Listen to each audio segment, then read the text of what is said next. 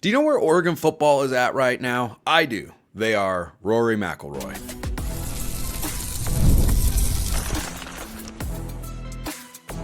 You are Locked On Ducks, your daily podcast on the Oregon Ducks. Part of the Locked On Podcast Network, your team every day.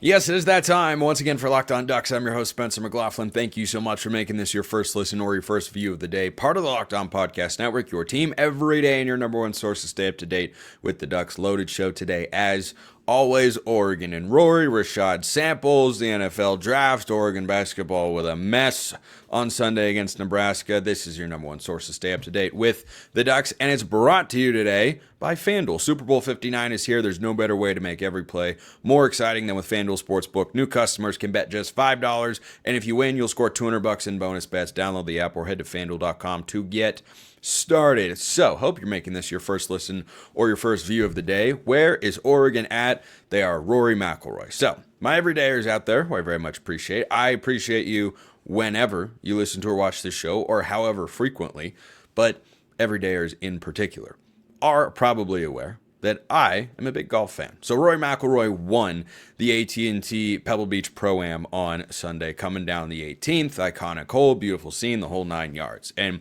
Rory wins for the 27th time in his career. He's 35 years old. He's got 4 to 5 more years of being a prime version of Rory that can be the best player on the planet at any point in time.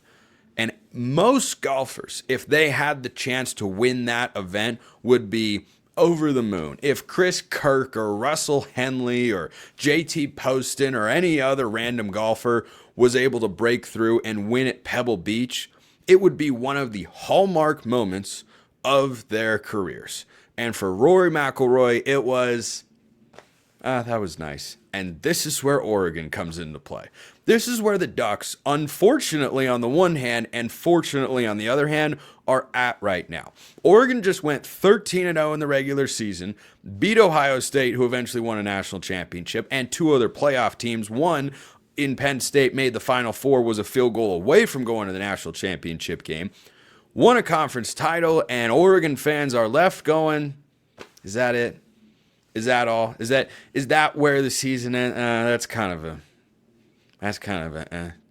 How many programs in the country? How many programs in the Big Ten Conference would love to have a season like Oregon just had? For almost every coach, Curt Cignetti at Indiana got a massive extension because he just did something never before seen at Indiana: win 10 or more games. They didn't even make the Big Ten championship game, let alone win a conference championship. And Indiana said, oh my goodness, this is amazing. We got to make sure this guy doesn't get poached. So they give him a good extension. They up his salary. Dan Lanning wins a conference championship. And to my knowledge, there has not even been a discussion anywhere at any point in time about extending his contract or giving him a raise. That's quite a place to be. You can think it's a frustrating place to be on the one hand, but I hope on the other side, in the back of your mind, you can appreciate, yeah, Oregon is in an incredibly strong position right now. And I feel the same way about Rory McIlroy that I feel about Oregon. I do believe Rory will win another major someday. He's got 4 of them, and that's ultimately how golfers are judged. 27 wins, that's great. It's incredible. The only other guys in the last 30 years to win 4 or more majors and 27 or more times on the PGA Tour are these players named Tiger Woods and Phil Mickelson. And now Rory McIlroy. And his all-time wins lineup stacks up there with names like Nicklaus and Hogan and Snead, legends of the game. Oregon's program over the last 10, 15 years has been one of the 10 best consistently in all of college football. Doesn't mean other programs haven't had higher peaks. Auburn's won a national championship too, got to another one, and of course beat Oregon in one national championship game 15 years ago. Was it 15 years ago? I don't know. Time flies. But in that sort of time frame, Auburn's been to as many national championship games and has a win. But Oregon doesn't have that win. Who's been a better program over the last 15 years? It's Oregon. They've won more games. They've got more conference championship games. They have had a higher winning percentage. They have been better overall. They just haven't had that breakthrough yet. And for Rory, that equivalent of the national championship is going to win the Masters. That's the one that has gotten away from him. Sunday lead all those years ago, and he shoots an 80 on Sunday, which for you and me at Augusta National would be pretty darn good. For Rory McIlroy, when you're trying to win the Masters, that's not going to get it done. And so when Rory won, I was watching his expression because he's, of course, won before. He hasn't won at that place, but he's won PGA Tour events, and it wasn't a big moment for him. And it felt like Oregon winning the Big Ten championship. For almost every other, the overwhelming majority, you're in the top 5%, whatever it is, of players, programs, whichever you're looking at. That's a huge moment. For Rory, it was this look of, all right, well, this is nice, but this isn't what I'm here for. Because it's not. It's not how you're being judged. It's not doing anything for your legacy. Oregon won the Big Ten this year. What does everybody think about with Oregon football? That they got blown out in the Rose Bowl. That's your lasting impression. Rory can go out and have a great season. If he goes and wins 0 majors in a year, the only thing that'll get talked about, even if he wins 5 or 6 times, has a great year, is one of the players of the year on the PGA Tour, no, he's just going to be judged on the majors. And Oregon's put in a lot of work. From Chip Kelly now up through Dan Lanning, it's been a lot of work to ensure that every coach has had a winning record, to ensure that every coach has shown the ability at Oregon to elevate to a conference championship level or go out there and outright win one. Everyone since that time except Willie Taggart has done so, and he was only at Oregon for one season. And Justin Herbert, of course, got hurt that year, or it might have been different. But this is kind of gloomy, but I couldn't shake this comparison when Roy was like, yeah, I won Pebble Beach. This is fun. It's historic. It feels great and everything. But I could see it on his face and hear it in his interview. In the back of the mind, he's going, this isn't the one I want. This isn't the one that matters. There is a singular goal in mind. And I don't know that that's a healthy place to be for fans, but I get the sense that that's where most of you are. And in my head, I'm right there with you. And I don't necessarily love that, because having a chance year in and year out, going to a conference championship game, losing, going to a conference championship game, winning. Ordinarily, that would be, hey, getting there, getting closer, taking steps forward. And there's something to that. But there's that one game in the back of everyone's mind. Oregon hasn't done that yet.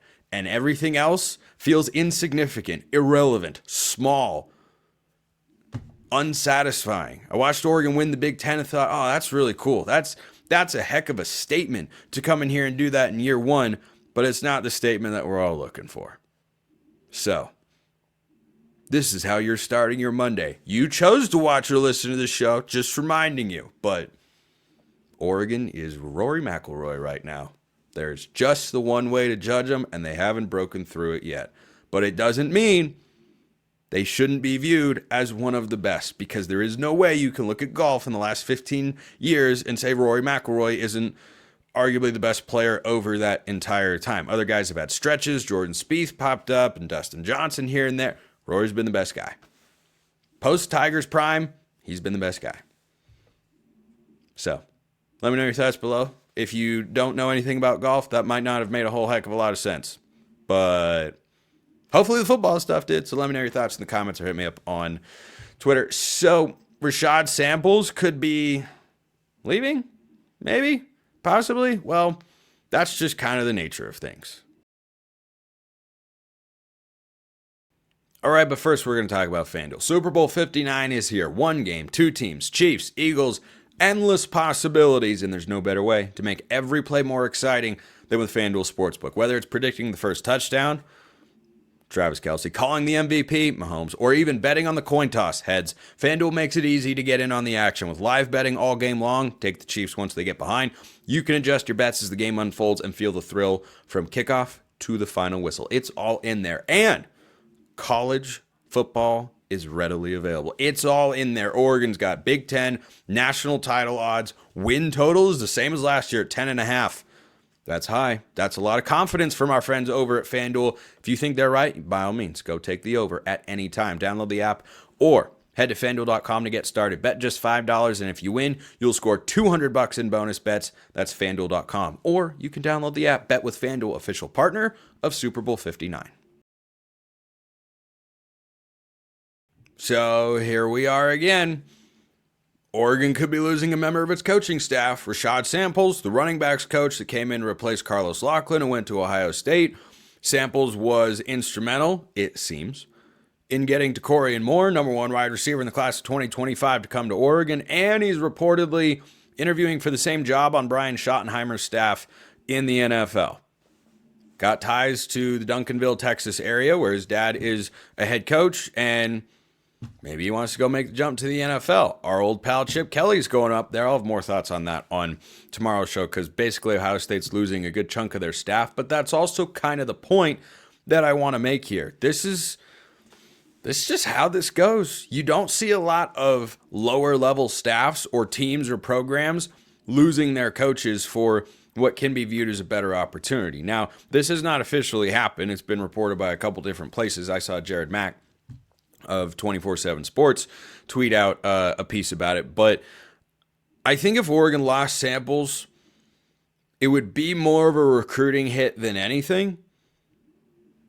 Because the talent level Oregon's brought in between Lachlan and Samples at running back and the production they've had from that position, it's been fairly consistent. And I expect that at every position for Oregon in today's world of college football and what Dan Lanning has done with regards to setting the expectations and standards for the program across the board. But I would not like to lose Rashad Samples because he is known as a dynamite recruiter.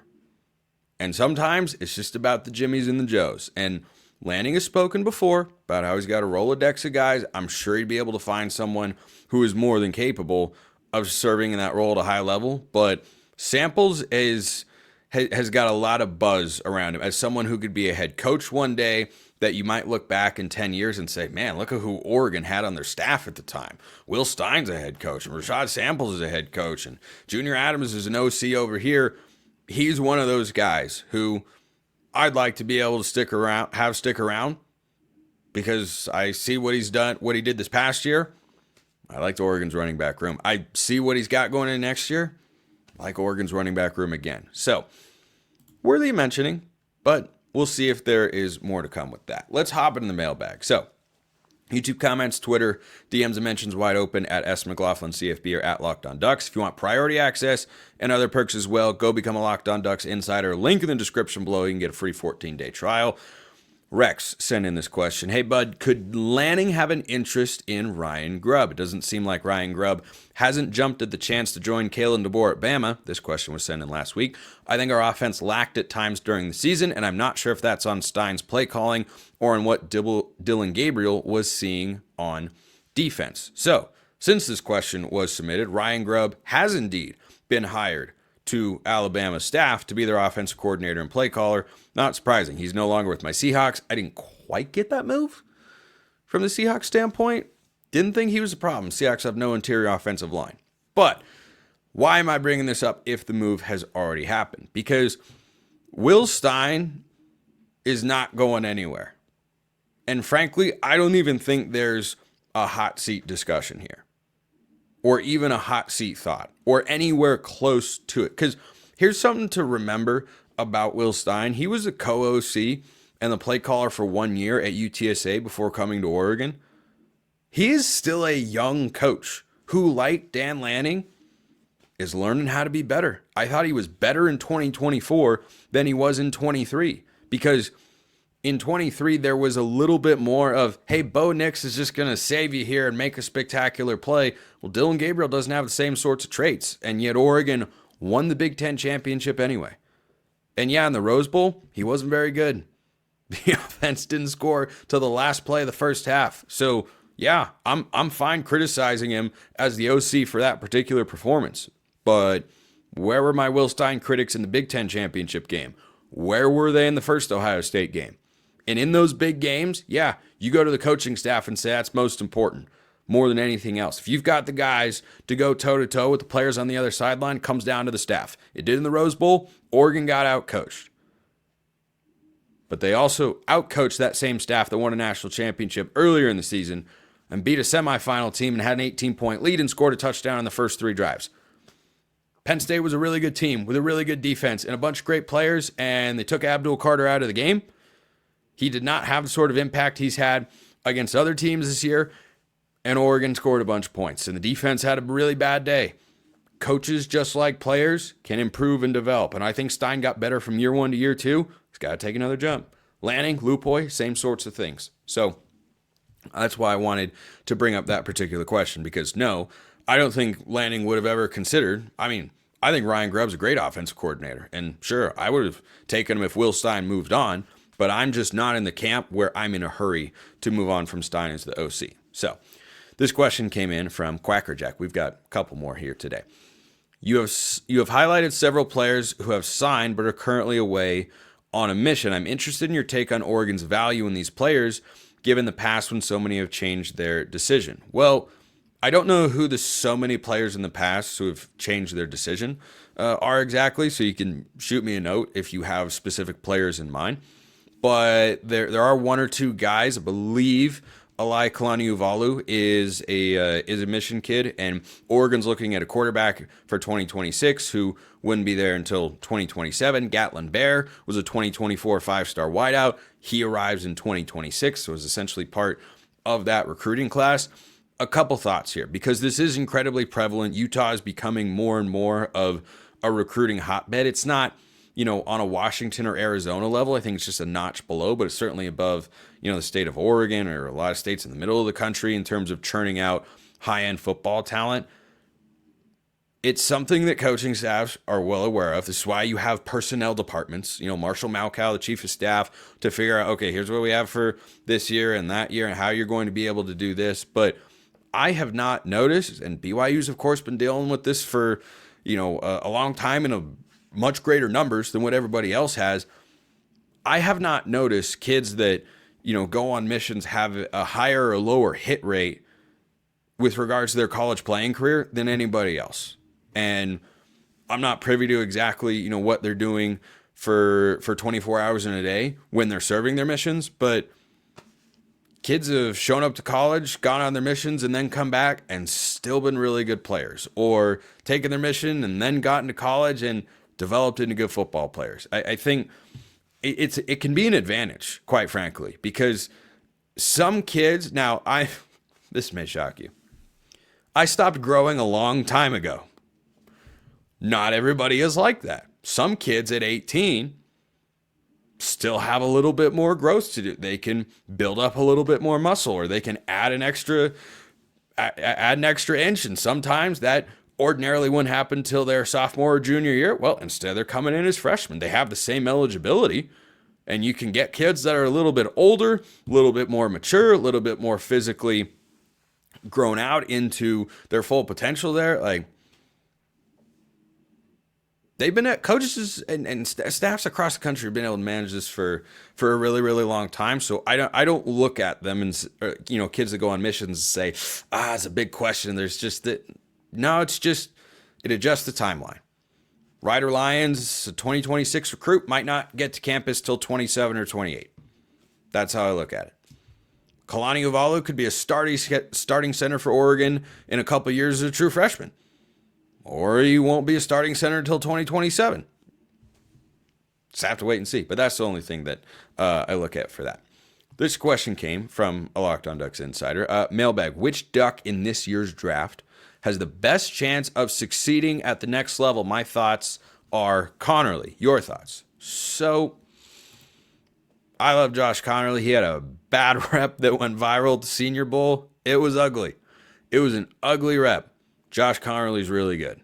For all those that say Oregon can't recruit and develop high school kids, Josh Connerly's a pretty good example. That guy played a little as a freshman, started as a sophomore. He was a good player, but not a great one. And by this year, he might have just worked himself into being a first-round draft pick. He progressed from the first half of the season to the second half of the season. I think Connerly can be a franchise caliber left tackle. I'm still going to take Derek Harmon. I think he is the best pro prospect Oregon has in this 2025 NFL draft. He was good at Michigan State. He was even better with the Ducks. I mean, dude was all over the place. And I think from a consistency standpoint, I liked Harmon more than Connerly, and we're splitting hairs here. We are completely splitting hairs. Left tackles are more highly sought after than interior guys, but who's going to be a higher level player? Who do I feel was more dominant and can translate that to the next level? Harmon's got the whole package. He can stop the run. He can move laterally. He can rush the passer. He can beat you with power. He can beat you with speed. He's got great hands, good footwork, instinctual play. Like, you can say a lot of those things about Connerly as well. I was just more consistently impressed with Harmon. I think that's going to be a sizable lot. I think both guys are huge losses going into next year in the trenches. But I'd lean Harmon's importance individually. From an individual production standpoint, Connerly plays the more important position going into next year that Oregon has to replace. Of course, they brought in a couple transfer tackles to do that. But yeah, I would say Harmon is first, then Connerly. Third, man, I don't know why Tez Johnson can't be Tyler Lockett. Just go run some routes, avoid getting hit, and get open, catch the football. He looked real. I wasn't sure what his pro prospects were going to be. I think he made himself a good amount of money at the Senior Bowl, because when you can run routes like that, it doesn't really matter how big you are. Danny Amendola, Wes Welker, they've shown us over the years, like, you either are able to get open or you're not. Tez Johnson's going to be able to get open, but I'd say Harmon has, I think, the highest ceiling of any of Oregon's draft prospects this year. And I'm very curious to see how many Ducks wind up getting drafted and where they go. So, love that sort of question. Pro Ducks talk, always applicable here on the show. All right, I have to go back into rant mode because it's time to be worried.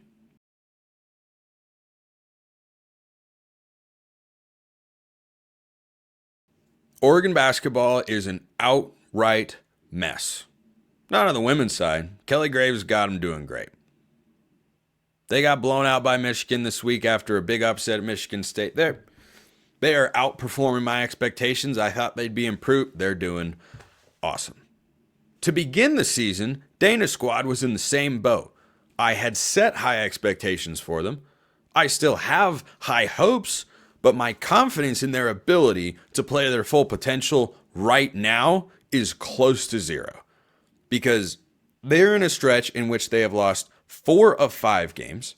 Their only win was at home against Washington. They have a loss on the road at then 2-6 in Big Ten play, Minnesota. They lose on Sunday 77-71 at home against Nebraska, who was 3-7 in conference play. And they went on the road to UCLA, who's good but not great. And they got swept in the season series. Bruins got a little fortunate the first go-round at Matthew Knight Arena.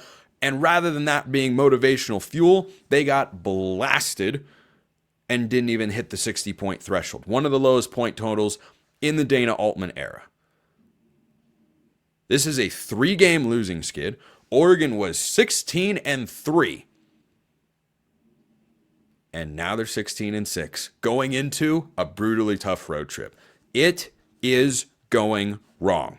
It is all going. Oregon was at one point in time, literally last week, before this 3-game skid, projected by Joe Lunardi as a 3 seed. And to make a Final Four run and have at least a favorable matchup in the first round that keeps you away from major upset potential, you need to be a top 4 seed. The number of 13 seeds that win pales in comparison to the number of 12 seeds that beat 5 seeds. But Oregon, with 3 straight losses like this, I am almost certain once Lunardi's next bracket projection comes out, they are not going to be a top 5 seed. And they don't deserve to be, because they are playing horrifically bad basketball. They are not playing well defensively for a full 40 minutes. They did pretty well on defense in the first half against Nebraska. 34 points, that's okay. Not great, but it's okay. And then in the second half, they give up a 43-piece on their home floor. After Thursday night, they were embarrassed by UCLA. Embarrassed in the second half. And then you come out against an average at best, probably below average given their record, 3-7 in conference play, That can be misleading in the Big Ten, but Nebraska is not a great team. Right now, I do not believe Lunardi'd have them as a tournament team. And they came into Matthew Knight Arena, and the only lead Oregon had was 2-0? That's the only time they led. They trailed almost the entire game. After your upset at Minnesota, I brushed that one off a bit. Not great, but you know what? I see those sorts of upsets happen on the road all over the Big Ten. Heck, Purdue lost on their home floor to Ohio State. Those sorts of things, okay. Then you go on the road and you lay an egg against UCLA. And one game I'll go, all right, that's going to happen. But then when it happens twice and you get blown out, I go, all right, this is now not good. And coming home against a winnable opponent, Oregon was 7.5-point favorites according to Vegas. They were flat. They got off to a slow start. They scored 4 points in the first about 6 minutes of the game. There was no urgency, no pride. They looked slow, lethargic. Maybe they're battling the flu. I have seen that a lot with basketball programs this winter, that sickness is just hanging around everyone. That's how Oregon looks. But to not have the same amount of pride at the defensive end of the floor as they should, or that they need, not just on a game in, game out basis, but after the result on Thursday in which they lost at UCLA 78-52. You came back home at Matthew Knight Arena in front of those fans and you dropped an absolute dud. That is embarrassing. And this is now concerning because there is an incredibly realistic world where Oregon is going to have a 5-game losing streak. And by the way, there are only so many opportunities to play winnable games down the stretch. They've got 9 games left. I pray they don't get to double-digit losses. I'm not that confident right now because nothing about the offense looks fluid. There's no consistent identity. They don't always know who to go to. They're not shooting the basketball well. They were 40% from the field, and they were under that in the first half. 5 of 20 from 3. Keyshawn Bartholomew has gone completely cold, and that was to be expected because he was one of the hottest players in all of college basketball for the first half of the season. This is now a team that is in free fall, and they have to find their way out of it. And this was supposed to be the opportunity to at least get a stabilizing win, to go out and say, okay, we've weathered the storm. We didn't lose 3 in a row, but now you have to go at Michigan and at Michigan State. This is a horrible time for that road trip. Last time Oregon was on the road, oh yeah, they lost both games to unranked teams. Michigan's been in and out of the top 25. Michigan State's been ranked in the top 10 for most of the season. This is a horror. I have been bullish on this team since last May. They lived up to that potential early in the preseason when they went to Vegas, and I was hoping they'd go 2-1 between Texas A&M, San Diego State, and Alabama. 1-2 would have been fine. 0-3 would have been bad. 2-1 would have been great, and 3-0 literally wasn't even in my mind at that time, as high on them as I was. That's the potential. This is the same team. They don't have injuries to blame. They have themselves to blame. They don't play with urgency and aggression until they get down. And they got away with it a couple times. Against Portland, when they almost had a historically bad upset on their home floor. Got away with it. But now they're in Big Ten play, they're not getting away with it. And their resume is still really strong because of how good Alabama and Texas A&M are. But you can't keep stacking up these losses. If Oregon gets to double-digit losses, which is entirely possible, I suspect they'll still be in the tournament. I don't think they would be higher than a 6 or 7 seed. And they could frankly be lower than that. And then your first round game is a coin flip. This is an incredibly, incredibly disappointing stretch of games. 3 unranked teams, 3 losses, and Oregon only hit 70 points once and doesn't hit 75 in any of them. Offensively, they are inept. They've given up at least 75 in all of those games. They do not have a level of identity or consistency at either end of the floor that they need to reach their full potential. And I know it's in there because, like I said, it's the same team. They haven't been battling the injuries like they have. But this was an embarrassing performance to have at home on the heels of that UCLA game. And you now have to find a way to get a split with Michigan and Michigan State in Ann Arbor and East Lansing, or else you are going to have a 5-game losing skid. And the possibility, if they can't turn it around down the stretch, of not being an at-large tournament team comes into play. They have not fallen down to that level yet because, as I said, they have a bunch of quality wins on there. They have 7 quad 1 wins, but they haven't had a quality victory. The Penn State game was a good comeback, so was Ohio State. But their last, I think, decently high-level win was Maryland. That game, that was a while ago. That was a while ago. That was in their 4th conference game.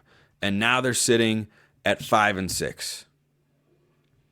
5-6 in Big Ten play. So incredibly disappointing outcome. And they need to turn it around. I mean, if they go out, which they will be underdogs in both games, and lose to Michigan and Michigan State, that locker room will need a complete and total reset. They already need one. They need to come out in their next game and play like their season depends on it. Because they don't do that until they're down 15 points. Then they start to make a surge. You can't do that in conference play. You just can't. And I did not think I'd be able to say what I just did, which is, hey, you're not a lock for the tournament right now. You're not. You can't lose every single game from here on out and make the NCAA tournament. You can't do it. You're going to have to string some wins together. You get to 20, you're probably fine. But 9 games to go. And the Big Ten tournament. They got to figure it out, man. Because they are, at both ends, they are completely lost. I don't know how Dana rights the ship, but he's got to do it soon. Appreciate everyone listening. I'll see you next time. Have a wonderful rest of your day, and go Ducks.